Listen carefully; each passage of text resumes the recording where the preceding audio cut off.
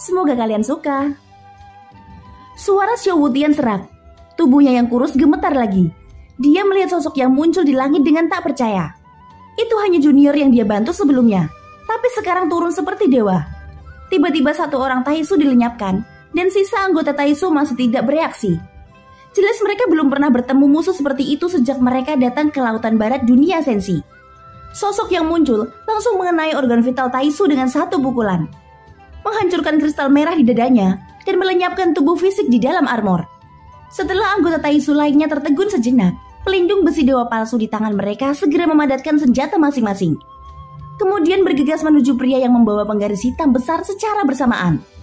Kekuatan orang-orang misterius ini sangat kuat dan asing. Itu bukan sumber doki, tetapi sesuatu yang jauh lebih kuat. Mungkinkah itu yang disebut keabadian kaisar yang legendaris? Ucap Wutian berkata dengan suara lemah. Sosoknya masih seperti lilin yang akan padam. Hidupnya sepertinya akan segera berakhir. Dia tidak lagi memiliki vitalitas yang cukup untuk mendukungnya. Dia telah berada di benua Dodi sepanjang tahun, dan dia hampir tidak pernah bertemu eksistensi yang lebih kuat dari Dewa Dou. Keabadian kaisar adalah keberadaan yang bahkan tidak berani dibayangkan oleh Wutian. Apa yang lebih mengejutkan adalah ketika dia melihat pria yang memegang penguasa Suan di langit. Dia mampu membunuh keabadian kaisar dengan satu pukulan. Artinya, anak yang dulu keluar dari benua Dodi telah tumbuh ke tingkat yang menakutkan. Adegan ini tidak bisa dipercaya. Itulah mengapa dia yang sekarat saat ini sangat terkejut. Pada saat ini setelah membunuh satu orang Taisu, pria yang membawa penggaris hitam menoleh ke arah 7 lainnya. Tapi dia tidak tahu bahwa masih ada banyak kelompok Taisu yang berkeliaran di sekitar benua Dodi. Hanya masalah waktu sebelum mereka akan datang ke sini. Wutian sudah mengetahuinya. Oleh karena itu dia tidak bisa untuk tidak cemas. Nah, ada lebih dari 7 di sini, ucap Xiao Wutian menggunakan jiwanya yang lemah untuk mengirimkan suara. Sosok di udara menoleh untuk melihat Wutian, dan sosok yang memegang penggaris hitam besar ini tidak lain adalah Xiaoyan yang baru saja kembali. Xiaoyan menjentikan jarinya. Vitalitas yang kuat langsung dikirim ke tubuh Wutian yang hampir runtuh. Tubuh Wutian yang kurus seperti tengkorak hidup itu berangsur-angsur mengembalikan keadaan normalnya. Pada saat yang sama 7 orang Taisu sudah datang menyerang Xiaoyan. Mata Xiaoyan dingin, niat membunuh yang kuat terpancar. Menghadapi 7 orang yang meraung, sayap hitam di belakang Xiaoyan mengepak. Sosoknya tidak mundur, sebaliknya mengambil inisiatif maju secara langsung. Pelindung dewa palsu pada 7 orang Taisu semuanya hanya pada generasi pertama. Dengan satu kristal merah di dadanya, tidak mengandung banyak kekuatan abadi. Selain itu tidak ada monster void Taisu di sekitar, dan mereka tidak memiliki persediaan kekuatan. Dengan kekuatan Xiaoyan saat ini, akan terlalu mudah membunuh mereka. Selain itu pertempuran di alam Suan Yin membuat Xiaoyan memiliki pemahaman yang sangat mendalam tentang Taisu. Dia jelas tahu kelemahannya. 7 orang Taisu bahkan tidak memenuhi syarat untuk melawan Xiaoyan.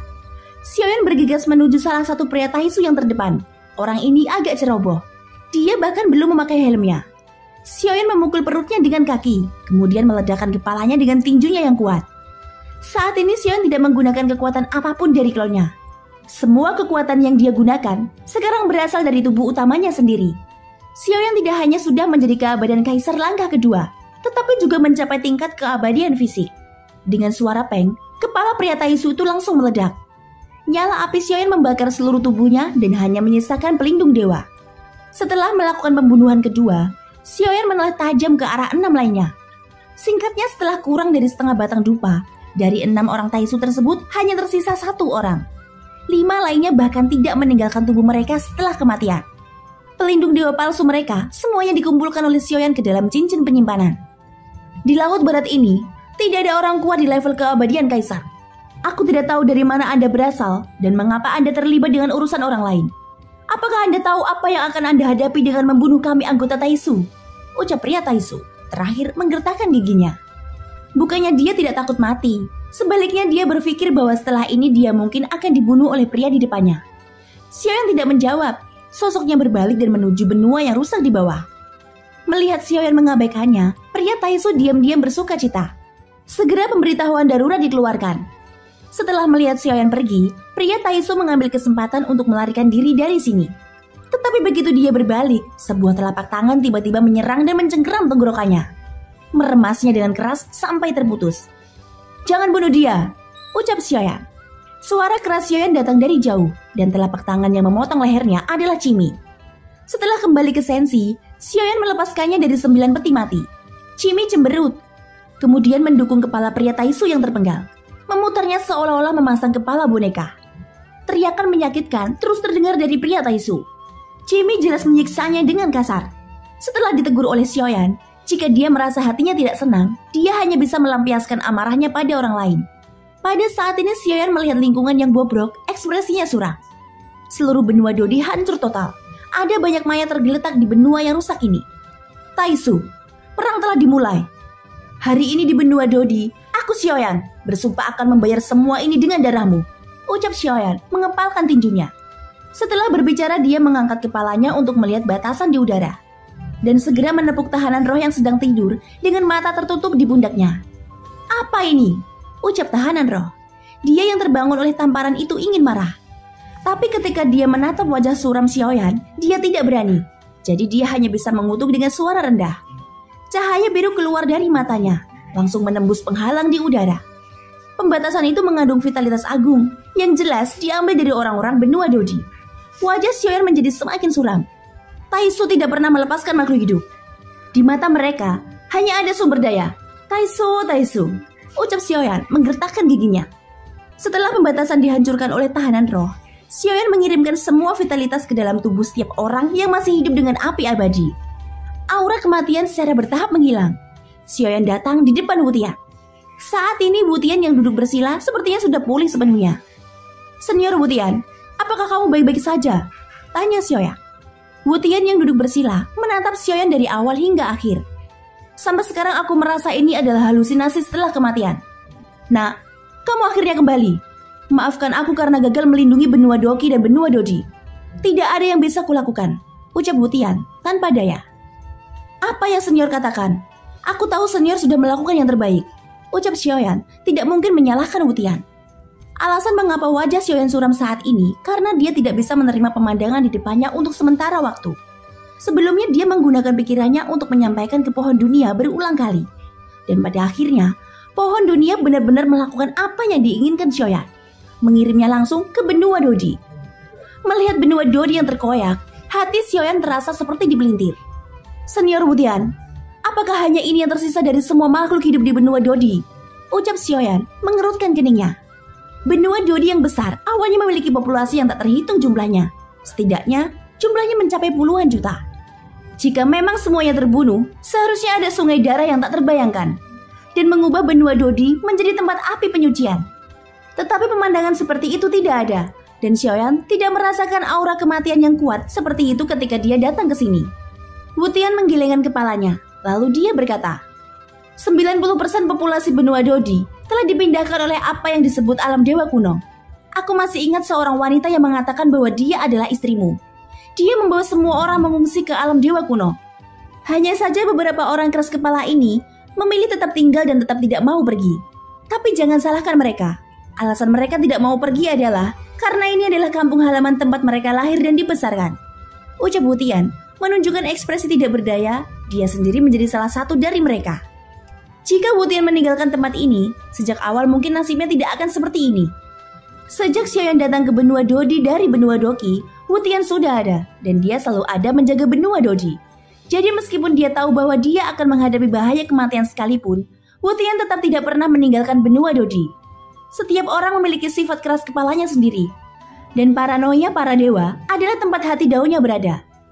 Benua Dodi adalah hati Do Wutian, yang juga merupakan cara dia menerobos ke dewa petarung. Sama halnya dengan Xiaoyan, mereka berdua adalah penjaga, tapi Xiaoyan adalah penjaga benua Doki. Mendengar bahwa sebagian besar orang telah dipindahkan, Xiaoyan merasa sedikit lega. Wutian lalu berkata lagi, kamu berhasil membunuh beberapa orang misterius itu. Tetapi aku khawatir mereka masih memiliki bala bantuan. Orang-orang ini bukan dari Sensi. Kekuatan mereka semua sangat kuat, dan sangat sulit untuk kamu tangani sendirian. Jadi yang terbaik adalah pergi dari sini dengan cepat, ucap Wutian berkata dengan serius. Meskipun dia tahu bahwa Xiaoyan telah menjadi sangat kuat, tetapi pada akhirnya dua tinju bukanlah tandingan 4 tangan. Dan di mata Wutian, orang-orang Taisu ini sangat misterius. Wutian tidak tahu detailnya. Mereka tidak bisa disentuh sama sekali. Ekspresi Xiaoyan acuh tak acuh. Alasan mengapa dia menyisakan satu pria Taisu adalah untuk membiarkannya memberitahu lebih banyak Taisu datang. Dan Xiaoyan akan membayar harga mahal atas perbuatan mereka. Xiaoyan lalu berkata, mereka berasal dari dunia yang disebut Taisu. Tujuan mereka adalah untuk menyerang Sensi dan menjara sumber daya. Sekarang mereka telah menghancurkan kampung halamanku. Tidak peduli apa, mereka harus membayar harganya. Sejak aku kembali di sini, aku harus bertanggung jawab atas penderitaan semua orang. Balas dendam harus dibalas, ucap Xiaoyan dengan dingin. Sementara itu, gelombang suara siulan akhirnya datang dari kejauhan. Jumlahnya lebih dari yang dibayangkan Wutian. Ada lusinan orang Taisu, tapi tanpa kecuali hanya ada satu kristal merah di dada armor dewa mereka. Setelah lusinan anggota Taisu tiba ke sini, tatapan awal mereka tertuju pada Cimi. Ini karena Cimi berada tepat di depan pria Taisu yang terpenggal. Mencari kematian, ucap lusinan anggota Taisu langsung mengepung Cimi dan menguncinya. Mereka tidak terlalu banyak berbicara omong kosong. Bagi mereka, semua makhluk hidup di Laut Barat ini tidak lebih dari Dewa Dao. Segera mereka mengeluarkan pedang di tangan mereka. Dan serangan dari segala sisi itu datang dengan kejam ke arah Cimi.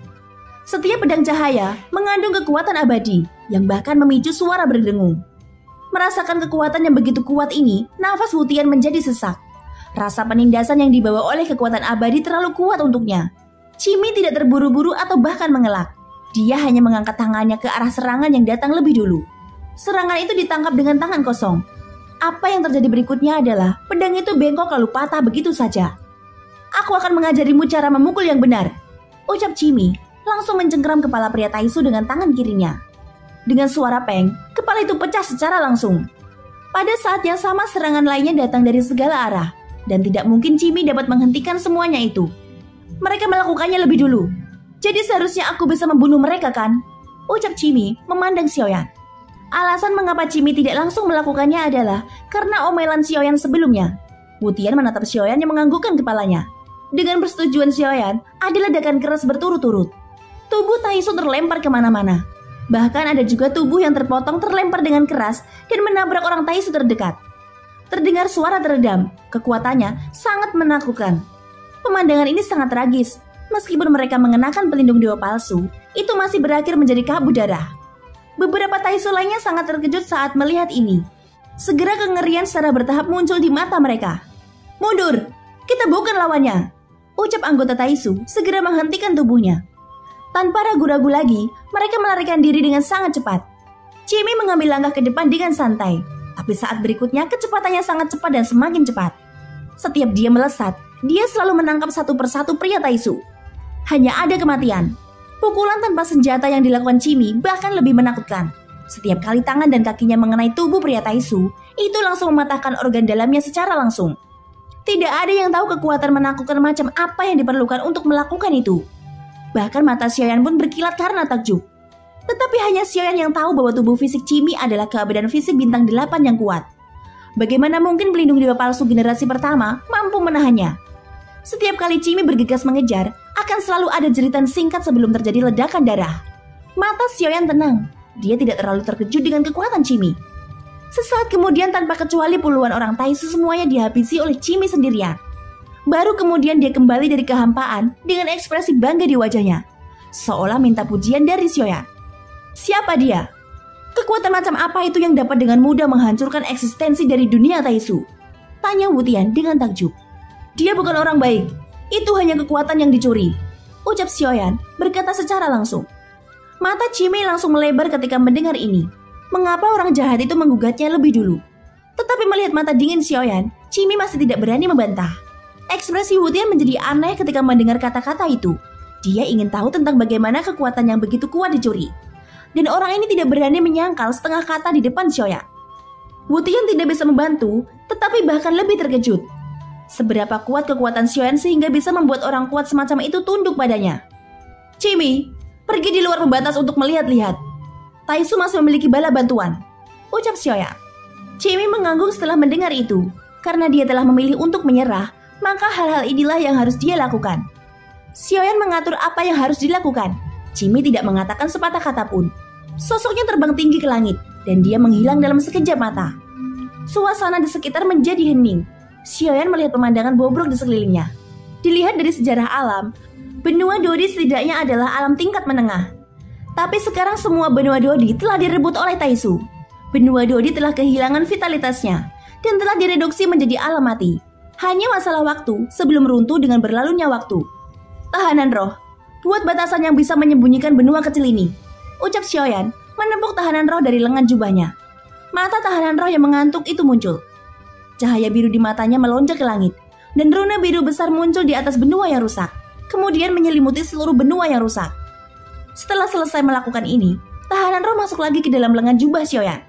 Selama Xiaoyan tidak mengganggunya, tahanan roh hampir selalu tidur. Segera Xiaoyan memobilisasi lautan roh di pagoda emas, mengambil setitik sinar dari lautan abu-abu. Meskipun itu hanya setitik sinar kecil di lautan roh, tetapi faktanya sudah menjadi sumber daya yang cukup agung untuk benua yang rusak ini. Tidak hanya mengandung sumber energi dewa, tetapi bahkan memiliki kekuatan keabadian. Saat ini Xiaoyan hanya bisa menyimpan sementara orang-orang yang masih hidup di benua Dodi. Sedangkan untuk benua Dodi, meskipun tidak ada sumber dunia, tidak akan ada bahaya kehancuran untuk sementara waktu. Pada saat yang sama, Xiaoyan mengangkat kepalanya untuk melihat ke langit. Dia bisa mendengar suara teredam dari sana. Mungkin Cimi sudah bertarung dengan bala bantuan Taisu. Aku harus pergi. Aku akan memancing bala bantuan Taisu. Segel pembatas sudah ditetapkan untuk benua Dodi. Selama semua orang tidak meninggalkan benua ini, semua orang tidak akan terungkap. Aku pasti akan membalas kebencian benua Dodi dan benua Doki. Senior Wutian, hati-hati, ucap Xiaoyan menangkupkan tangannya ke arah Wutian. Wutian mengangguk. Jika bukan karena Xiaoyan, dia pasti sudah mati bersama benua ini. Wutian yang sudah putus asa tidak memiliki harapan. Tapi ketika dia sudah putus asa, penampilan Xiaoyan telah memberinya harapan. Selama benua Dodi tidak hancur untuk sesaat, Wutian akan menjaganya sampai akhir. Ini adalah obsesi Wutian. Dia mengerti apa maksud Xiaoyan. Sekarang dia hanya perlu melindungi makhluk hidup yang masih hidup di benua Dodi. Meskipun Wutian tidak tahu banyak, tetapi dia bisa menebak bahwa keseluruhan dunia sensi sedang terancam. Benua Doki dan benua Dodi hanyalah salah satunya. Segera sosok Xiaoyan bergerak. Dia berubah menjadi pelangi panjang terangkat ke langit. Ketika dia mencapai udara dan tidak akan mempengaruhi daratan, segera ada ledakan keras. Dengan ledakan sonik itu, sosok Xiaoyan menghilang seketika. Kekuatan anak ini telah tumbuh ke tingkat yang tak terbayangkan. Kalau dipikir-pikir, dia hanyalah seorang dosen kecil saat itu. Tetapi ketika melihatnya lagi, dia sudah menjadi tak terbayangkan. Gumam Wutian mengangkat kepalanya menatap langit untuk waktu yang lama. Pada saat ini setelah menerobos batas benua Dodi, Xiaoyan memasuki kehampaan. Kehampaan sensi berbeda dengan Xuanyin. Jika tidak menggunakan bahtera, akan ada terlalu banyak arus turbulensi di kehampaan, dan tidak mungkin untuk menstabilkan tubuhnya.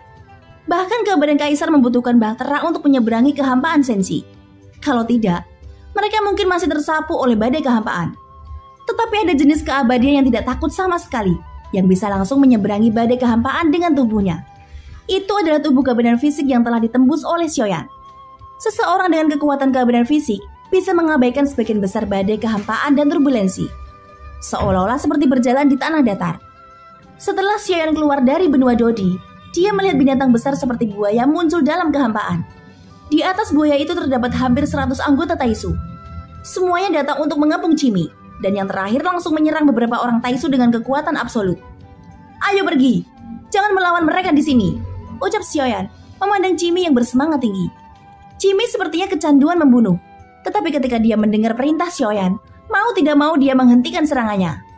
Xiaoyan sudah berubah menjadi pelangi panjang dan pergi. Cimi menghentakkan kakinya, lalu melesat mengikuti Xiaoyan dari belakang. Kirim seseorang memasuki dua benua yang rusak ini, untuk menyelidiki siapa yang membunuh orang-orang Taisu. Selain itu beritahu anggota Taisu terdekat bahwa semua bala bantuan akan segera datang. Siapapun yang berani menyentuh prajurit Taisu harus mati, ucap pria Taisu ketika menatap kedua orang pergi begitu saja. Thank you guys, sudah mendengarkan ceritaku sampai akhir. Semoga hari kalian menyenangkan. Bye-bye dan sampai jumpa.